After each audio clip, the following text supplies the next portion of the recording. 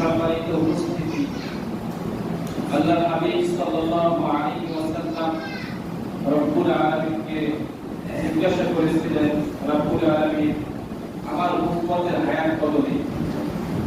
রব্বুল আলামিন আল্লাহর হাবিবকে বলেছেন, ও আমার দোস্ত, ভালো করে শুনে রাখো, তোমার উম্মতের হায়াত হচ্ছে একদিন। বলে বলেন কয়দিন? একদিন। আল্লাহর হাবিব সাল্লাল্লাহু আলাইহি ওয়াসাল্লাম ওপেন করে বললেন, সাহাবায়ে-কেরামকে বললেন, সাহাবায়ে-কেরাম, তাবিঈন, খোলাফায়ে রাশিদিন সকলের উদ্দেশ্যে ওপেন করে বললেন যে আমার উম্মতের হায়াত হলো কয়দিন? একদিন। আল্লাহর হাবিব সাল্লাল্লাহু আলাইহি ওয়াসাল্লাম রব্বুল আলামিন সঙ্গে সঙ্গে জিবরাইল আলাইহিস সালামের মাধ্যমে আল্লাহ রাসূলের কাছে ওহী পাঠালেন যে, হে জিবরাইল, তুমি আমার বন্ধুকে বলে দাও যে তার উম্মতের হায়াত হচ্ছে একদিন, কিন্তু আল্লাহ রাব্বুল আলামিনের কাছে একদিন হায়াতটা হচ্ছে 1000 বছরের সমতুল্য। বলি সুবহানাল্লাহ। তাহলে একদিনের হায়াত আল্লাহ তাআলার কাছে কত বছরের সমতুল্য? 1000 বছরের সমতুল্য।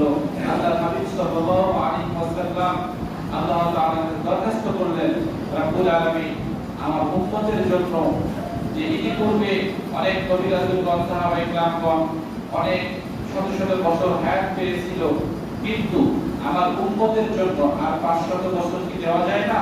আল্লাহ রব্বুল আলামিন বলেন, মঞ্জুর। আমি তোমার দোয়া মঞ্জুর করলাম, তোমার দরখাস্ত মঞ্জুর করে নিলাম, তোমার হায়াতের জন্য আরো 500 বছর বাড়িয়ে দিলাম। বলি সুবহানাল্লাহ। তাহলে বোঝা গেল আল্লাহর হাবিব সাল্লাল্লাহু আলাইহি ওয়াসাল্লাম অর্থাৎ ওনার উম্মত অর্থাৎ আমাদের হায়াত হচ্ছে 1500 বছর।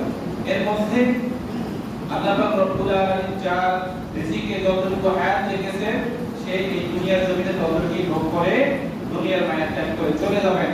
এই সামান্য এই এতটুকু হায়াতের জিন্দেগি পেয়ে আজকে আমরা দুনিয়ার মোহে পড়ে দুনিয়ার যে অর্থ সম্পদ রয়েছে, দুনিয়ার মধ্যে যে কিভাবে অর্থনিকা বাড়ি গাড়ি কিভাবে লালন করা যাবে, কিভাবে বড় করা যাবে, কিভাবে অর্থ সম্পদের অধিকাংশ অর্থ সম্পদের মালিক হওয়া যাবে, আজকে আমরা এই চিন্তায় মগ্ন হয়ে গেছি, এই চিন্তায় ভিতরে ব্যস্ত, দুনিয়াদারি নিয়ে ব্যস্ত।